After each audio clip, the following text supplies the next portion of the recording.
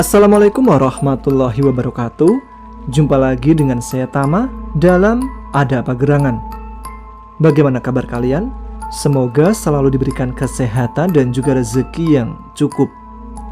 Kali ini dalam segmen cerita Nina Bobo, di mana saya akan membacakan cerita untuk menemani waktu sebelum tidur kalian. Dan kali ini ada sebuah kisah yang bisa menjadi pelajaran untuk kita semua supaya lebih berhati-hati. Oke, letakkan gadget kalian, pejamkan mata. Ceritanya mulai dari sini.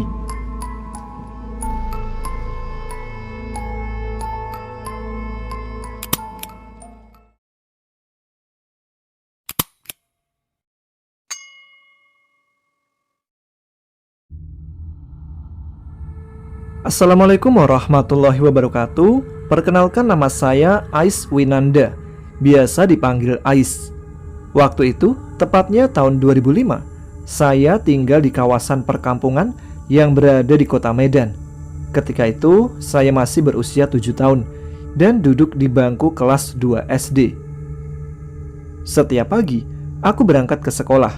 Jarak sekolah dari rumah tidak terlalu jauh. Saat itu, kelasku hanya berjumlah 10 siswa saja, dikarenakan di tahun itu belum banyak penduduk desa yang tinggal di sini. Hanya ada beberapa rumah saja di kampung ini.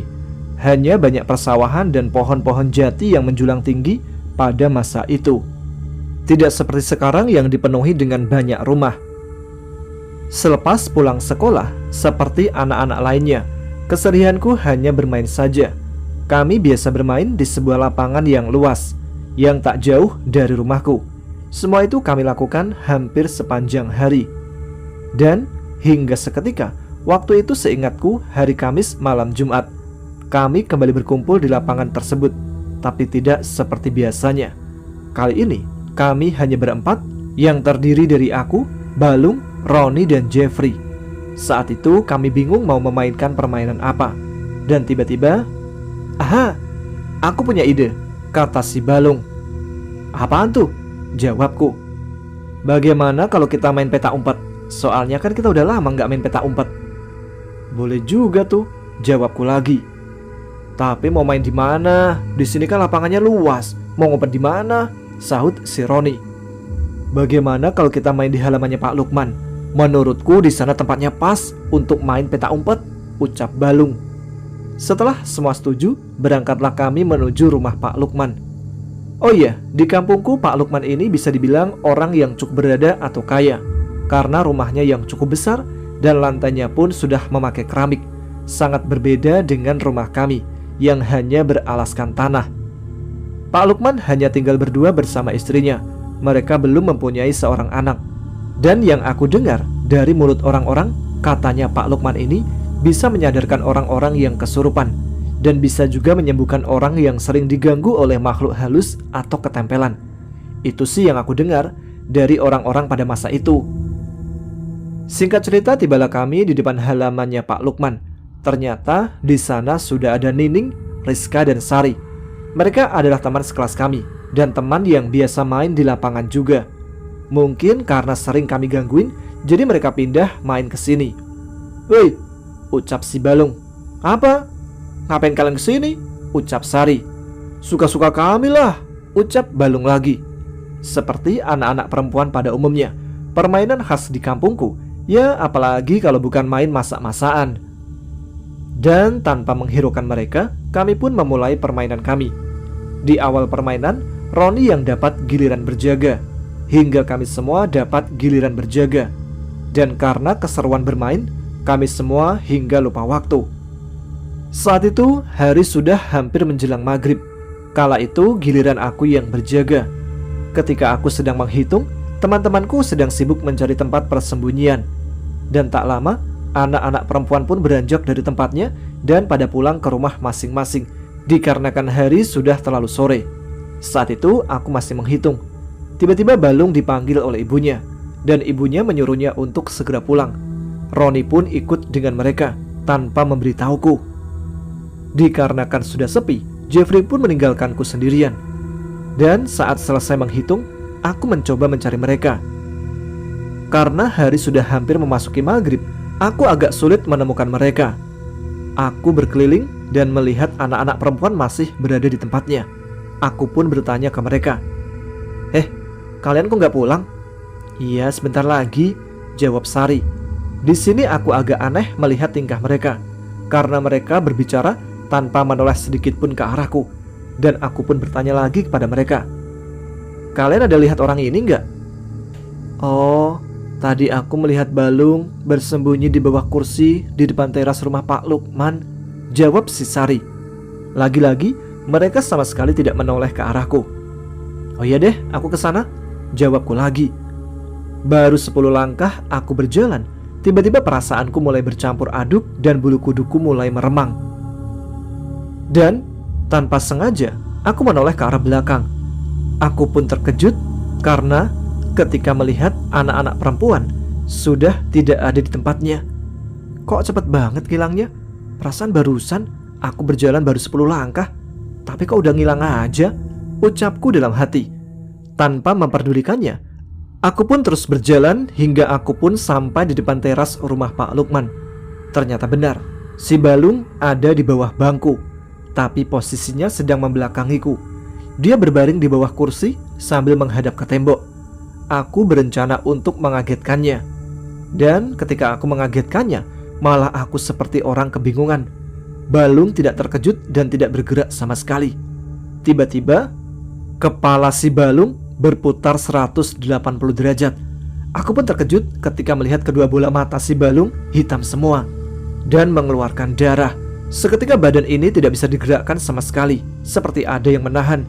Karena tidak tahan menahan rasa takut, aku pun jatuh pingsan. Setelah itu, aku tidak tahu lagi apa yang terjadi denganku. Saat terbangun, tiba-tiba aku sudah berada di sebuah kamar. Alhamdulillah, akhirnya kamu sadar, nak, ucap ibuku. Ternyata aku sudah berada di rumah.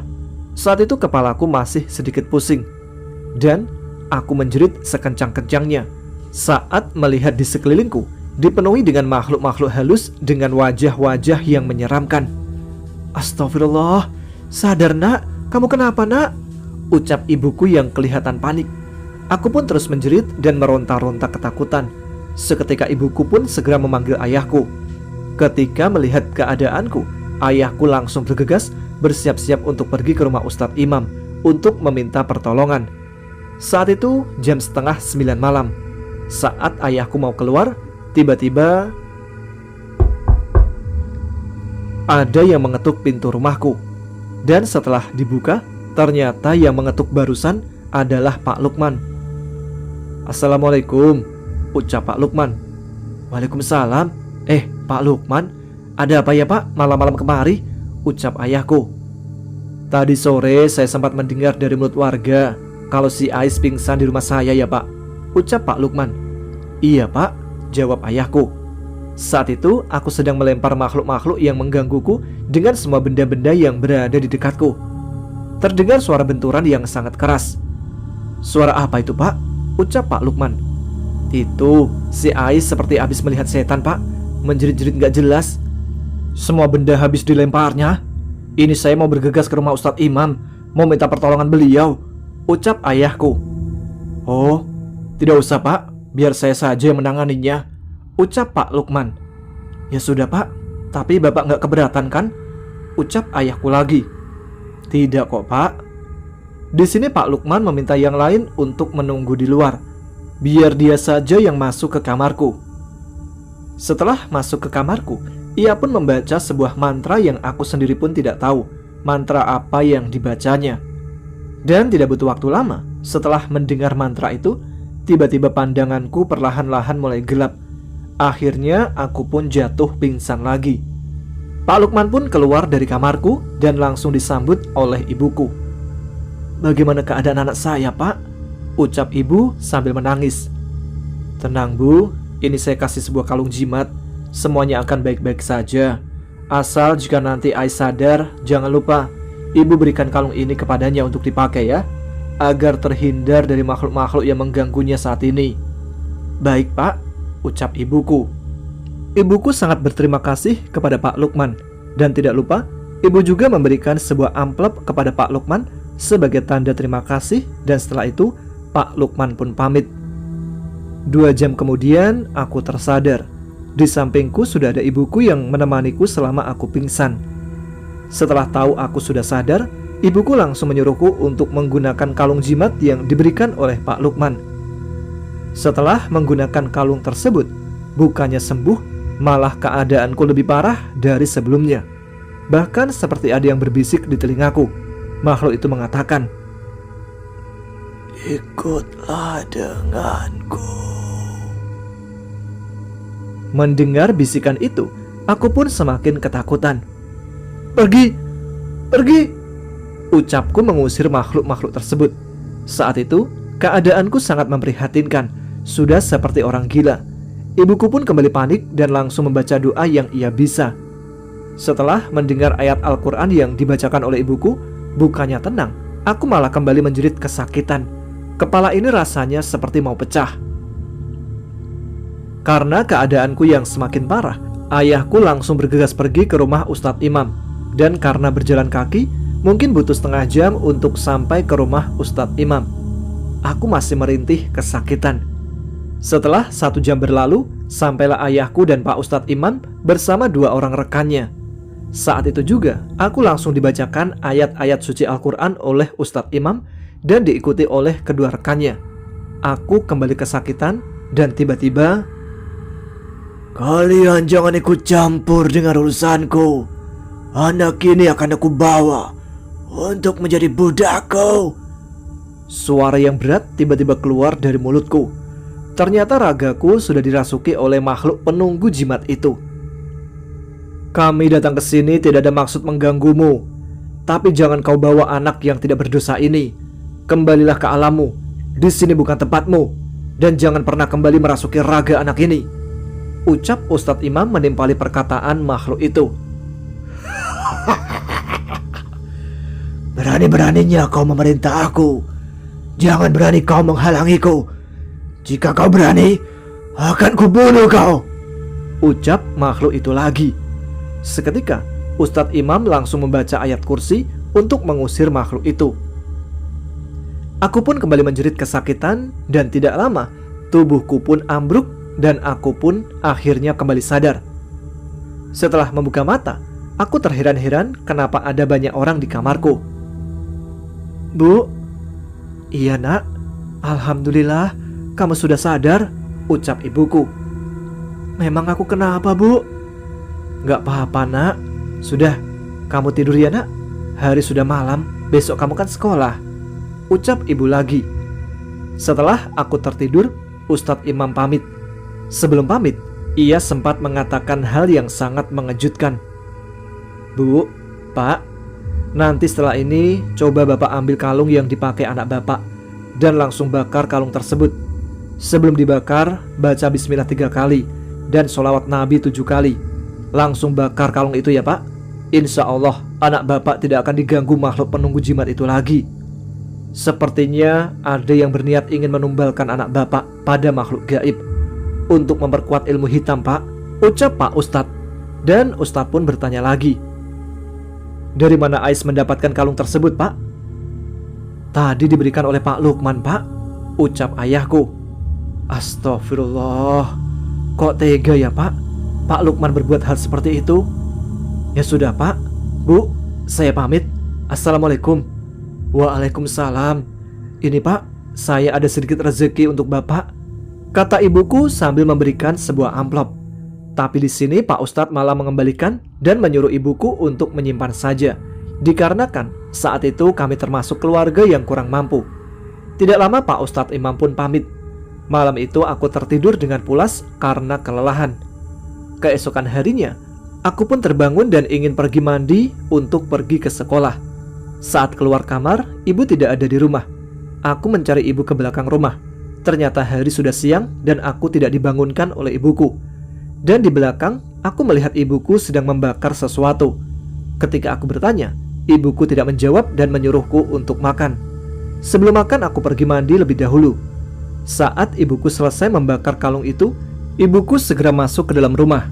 Saat itu, pintu kamarku terbuka. Ibu melihat aku sedang terbaring di kamar. Karena kejadian tadi malam, ibuku berpikir mungkin aku sangat kelelahan. Ibu pun menutup pintu kamarku. Ketika berbalik badan, ibuku kaget ketika melihat aku sudah berada di depannya. "Loh, kamu habis dari mana?" ucap ibuku. "Dari kamar mandi, Bu. Emang ada apa, Bu?" jawabku. Enggak ada apa-apa. Yaudah, pakai baju sana, habis itu makan," ucap ibuku. Hari ini aku di rumah saja karena masih trauma soal kejadian semalam.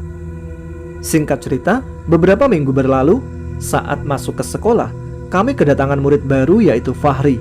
Fahri ini baru pindah ke kampung kami. Dia anak tunggal sama sepertiku. Fahri adalah anak yang pendiam dan tidak mudah bergaul. Mungkin karena masih baru, jadi dia agak malu-malu. 5 hari kemudian, saat kami berkumpul, tiba-tiba Balung datang dan mengatakan kalau tadi dia melihat Fahri bermain seorang diri di depan rumah Pak Lukman.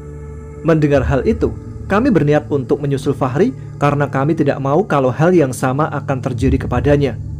Saat kami tiba di rumah Pak Lukman, ternyata Fahri sudah tidak ada. Mungkin dia sudah pulang ke rumahnya. Tetapi entah kenapa, tiba-tiba aku merasakan hal yang buruk akan terjadi. Ketika di rumah, perasaan buruk itu terus menghantuiku. Hingga keesokan harinya, saat tiba di sekolah, aku sedikit lega karena tidak terjadi apa-apa dengan Fahri. Perasaan buruk itu pun langsung menghilang dari pikiranku. Tapi lama-kelamaan kuperhatikan tingkah Fahri kok berbeda. Terkadang dia suka ngomong sendiri. Aku dan Balung mencoba menghampiri Fahri dan bertanya, "Kamu ngomong sama siapa?" "Oh, ini, kenalin temanku, namanya Devan," ucap Fahri. Aku dan Balung pun saling pandang.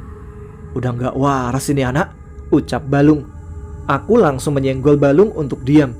Dan tanpa basa-basi, aku dan Balung pun meninggalkan Fahri. Ketika sore hari, kampung kami digegerkan dengan kabar hilangnya Fahri. Aku yang mendengar hal itu cukup terkejut. Warga kampung pun membantu mencari keadaan Fahri. Kata ibunya, terakhir dia lihat main di belakang rumah. Saat malam tiba, Fahri belum juga ditemukan. Kami pun pulang ke rumah masing-masing. Keesokan harinya, ketika hari Minggu, saat libur sekolah, sekitar jam 7 pagi, aku mendengar bahwa Fahri telah ditemukan oleh Pak Manto di sebuah pohon bambu. Mendengar hal itu, aku cukup senang. Tapi kesenangan itu hanya sementara. Saat aku dan kawan-kawan tiba di lokasi, aku terduduk lemas dan nafas ini terasa sesak. Saat melihat jasad temanku Fahri berada di atas pohon bambu. Dan yang anehnya, batang pohon bambu yang segitu kecilnya tidak patah ketika menahan badan Fahri. Warga kampung cukup kesusahan menurunkan jasad temanku itu karena terjepit oleh batang-batang bambu tersebut. Di situ kami keheranan dibuatnya. Bagaimana cara dia bisa memanjat pohon bambu sampai setinggi itu? Dan setelah bersusah payah, akhirnya jasad temanku itu pun berhasil diturunkan. Setelah berhasil menurunkan jasad Fahri, kami pun beramai-ramai mengantarkan jasad tersebut ke rumahnya. Begitu sampai di rumahnya, betapa terpukulnya kedua orang tua Fahri saat melihat anak sematawayangnya kini telah tiada. Aku saja yang baru mengenalnya sudah sangat terpukul, apalagi kedua orang tuanya. Tidak terasa tiba-tiba air mata ini pun menetes. Aku masih belum percaya dengan apa yang terjadi. Malang nia nasibmu Fahri, berakhir seperti ini, rintihku dalam hati. Setelah pemakaman selesai, kami pun pulang ke rumah masing-masing. 2 hari kemudian, Ibu Fahri berniat menjual rumahnya dan segera pindah dari kampung kami. Hari-hari pun berlalu. Hampir setiap bulan, hal yang sama selalu terjadi. Sudah ada 3 korban saat itu. Kami pun mulai muak dengan keadaan seperti ini. Tapi mau bagaimana lagi? Jika kami menuduh Pak Lukman adalah pelakunya, kami tidak memiliki bukti sama sekali. Jadi kami hanya bergantung pada Yang Maha Kuasa. Semua itu pasti bakal ada jalannya. Karena takut akan ada korban lagi, kami sama sekali tidak pernah bermain ke lapangan lagi. Setiap pulang sekolah, ya kami hanya bermain di rumah masing-masing. Sungguh sangat membosankan, apalagi aku yang anak tunggal. Kerjaanku hanya nonton TV terus hingga berbulan-bulan. Tapi alhamdulillah, berkat rencana seperti itu, kami tidak pernah mendengar ada korban lagi. Dan hingga satu ketika, aku mendengar ada pengumuman di musola perihal orang meninggal. Setelah aku mendengarkan dengan seksama, ternyata yang meninggal adalah istri dari Pak Lukman. Ibuku cukup kaget mendengarnya, karena paginya ibuku baru bertemu dengannya di pasar. dan keadaannya pun sehat-sehat saja. Tapi yang namanya takdir, kita tidak ada yang tahu. Dikarenakan mereka jarang sekali keluar rumah, jadi warga kampung kurang tahu istrinya meninggal karena apa. Ada yang bilang karena sakit, karena ketika dilihat jenazah almarhum, badannya sangat kurus kering. Dan ada juga yang mengatakan, mungkin karena sudah tidak ada lagi tumbal, maka istrinya lah yang menjadi tumbal. Setelah pemakaman selesai, kami pulang ke rumah masing-masing. Kini Pak Lukman hidup seorang diri di rumah besarnya. Singkat cerita, malam minggu, ayahku mendapat giliran jaga malam atau ngeronda. Pos ronda berada di tengah-tengah kampung kami. Saat itu ayahku kebetulan sedang banyak kerjaan, jadi dia menyuruhku untuk menggantikannya. Aku mengajak Balung malam itu, supaya ada temanku di sana. Kami ada 6 orang, ditambah Balung menjadi 7. Di sana hanya ada kami berdua yang masih anak-anak, yang lainnya orang tua semua. Waktu menunjukkan pukul 1 malam. Saatnya kami berkeliling memutari desa, dari rumah ke rumah sambil membawa kentongan yang terbuat dari bambu dan 3 buah senter. Setelah lama berkeliling, tibalah kami di pemakaman umum atau kuburan. Pemakaman ini berada di pinggiran desa, dan di belakang kuburan itu ada hutan yang masih sangat rimbun. Kami mencoba menyenter ke arah hutan itu. Cukup lama juga kami menyenter hutan itu, dikarenakan jika ada maling yang terlihat oleh kami, pasti mereka larinya ke hutan itu. Pak, itu di sana kok kayak ada orang?" ucap Balung.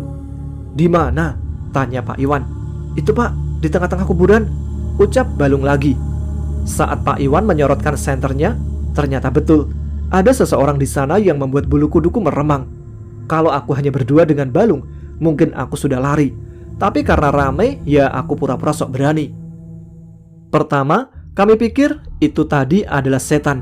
Lama-kelamaan dilihat lagi, ternyata orang. Orang itu sepertinya sedang rasukan. Dia menari-nari seperti tarian Jawa. Aku nggak tahu nama tariannya. Pokoknya dia menari-nari. Lama kami memperhatikannya, dan perlahan kami mulai mendekati sosok itu. Setelah agak lumayan dekat, barulah kelihatan jelas wajah orang itu. Orang itu adalah Pak Lukman. Saat itu dia masih terus menari tanpa berhenti sedikit pun. Tiba-tiba dia menatap ke arah kami. Saat itu aku melihat wajahnya. Raut wajahnya sungguh sangat menyedihkan. Dia seperti ingin mengatakan sesuatu, seperti ingin meminta tolong kepada kami. "Astagfirullahaladzim," ucap Pak Iwan. "Ada apa Pak?" tanya kami. "Coba kalian lihat di pundaknya." Ternyata ada sosok bertubuh besar yang dari tadi nangkring di pundaknya Pak Lukman. Sosok itulah yang dari tadi menggerakkan tubuh Pak Lukman. Tiba-tiba Pak Lukman berjalan ke arah hutan, dan kami berusaha mengejarnya, lalu memanggil namanya. Akan tetapi dia terus berjalan tanpa menoleh sedikit pun. Yang anehnya, semakin kami kejar, semakin dia menjauh. Padahal saat itu Pak Lukman hanya berjalan pelan, sedangkan kami yang mengejarnya setengah berlari. Seketika langkah kami pun terhenti. Semakin dalam kami memasuki hutan itu, yang ada kami nanti juga bakal tersesat. Jadi kami memutuskan untuk kembali dan menceritakan hal itu kepada Kepling atau kepala lingkungan. Daerah kami tidak ada RT atau RW, yang ada cuma Pak Kepling. Keesokan harinya, setelah melapor ke Pak Kepling, kami langsung OTW ke rumah Pak Lukman. Setelah sampai, kami mengetuk rumahnya dan bolak-balik memanggilnya, tapi tidak ada jawaban sama sekali. Pak Kepling mengumpulkan semua warga untuk mencarinya ke dalam hutan. Tapi, hingga sore hari, Pak Lukman masih belum juga ditemukan. Saat itu juga, Pak Lukman dinyatakan menghilang secara misterius. Kami pun pulang ke rumah masing-masing. Dan beberapa hari kemudian, saat itu malam Jumat, saat giliran Pak Ali yang berjaga malam dan 5 orang lainnya. Mereka duduk di pos ronda sambil memainkan kartu untuk mengisi kekosongan mereka. Waktu menunjukkan pukul 1 malam. Saat mereka akan mau berkeliling, tiba-tiba dari kejauhan terlihat ada seseorang yang berjalan menuju ke arah mereka. Sosok itu ternyata adalah Pak Lukman. Saat Pak Lukman berjalan di depan pos ronda, betapa terkejutnya mereka. Ternyata Pak Lukman bukannya berjalan, melainkan dia sedang melayang karena kakinya tidak menyentuh tanah. Dia melayang sambil mengatakan, "Tolong saya Semua yang menyaksikan itu bergedik ngeri. Beberapa hari berlalu, ternyata arwah Pak Lukman hanya muncul ketika malam Jumat saja, tepatnya jam 1 malam. Jika sudah muncul, dia hanya melayang dan mengelilingi kampung ini saja. Setelah itu menghilang entah kemana. Karena mendengar informasi itu, aku pun penasaran. Ketika malam Jumat berikutnya, aku memaksakan diri untuk tidak tidur. Dan ketika jam 1 malam, aku mengintip dari jendela kamarku, ingin memastikan cerita itu. Setelah lama menunggu, ternyata benar, dia melewati rumahku. Ketika melihat dia melayang, sekujur tubuh ini terasa kaku dan tidak bisa digerakkan. "Tolong saya." Ucapannya itu sungguh menyayat hati. Aku berusaha untuk tenang dan perlahan badanku bisa digerakkan kembali. Aku bergegas menutup jendelaku dan berusaha untuk tidur. Keesokan harinya warga kampung mulai resah dengan kemunculan arwah tersebut. Dan setelah berdiskusi, akhirnya Ustadz Imam pun menawarkan diri untuk mengatasi hal tersebut. Malam Jumat berikutnya, saat jam 1 malam, kami satu warga kampung dan Ustadz Imam sudah menunggu kehadiran arwah Pak Lukman. Saat mereka berpapasan, Ustadz Imam mencoba berinteraksi kepada arwah itu. "Tolong saya," ucap arwah Pak Lukman. "Apa yang bisa saya bantu? Katakan," sahut Ustadz Imam. "Tolong makamkan jasad saya dengan layak, agar arwahku bisa tenang. Dan aku juga ingin minta maaf kalau selama ini aku sudah banyak menumbangkan anak kecil untuk mendapatkan harta dan kekayaan yang melimpah." Perkataan itu didengar oleh semua warga, dan ada beberapa warga yang tidak terima dan tidak sudi membantunya. Akan tetapi sebelum kami kemari, kami sudah buat perjanjian dengan Ustadz Imam. Kalau Ustadz Imam mau turun tangan, kami harus menuruti apa yang diinginkan Ustadz Imam. Saat itu Ustadz Imam meminta semua warga untuk memaafkannya dan akan memakamkan jasadnya dengan layak. Dan terpaksa, dengan berat hati, mereka yang tidak terima tidak bisa membantah permintaan Ustadz Imam. "Tapi saat ini kami tidak tahu keberadaan jasadmu Pak Lukman," ucap Ustadz Imam. "Jasadku berada di kamarku." Setelah mengatakan hal itu, arwah itu pun tiba-tiba menghilang.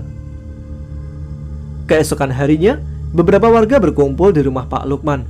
Ternyata rumahnya terkunci dan terpaksa kami pun mendobraknya dengan paksa. Setelah pintu terbuka, tercium aroma bau busuk yang sangat menyengat. Selama ini tidak pernah tercium oleh kami dikarenakan rumahnya sangat tertutup dengan rapat. Setelah masuk ke kamarnya, akhirnya kami menemukan jasad tersebut dengan keadaan sudah membusuk. Rasanya ingin muntah ketika melihatnya.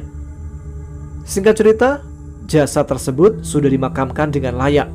Dan setelah peristiwa itu, akhirnya tidak ada lagi hal-hal yang aneh yang terjadi di kampung kami. Dan cerita ini pun berakhir.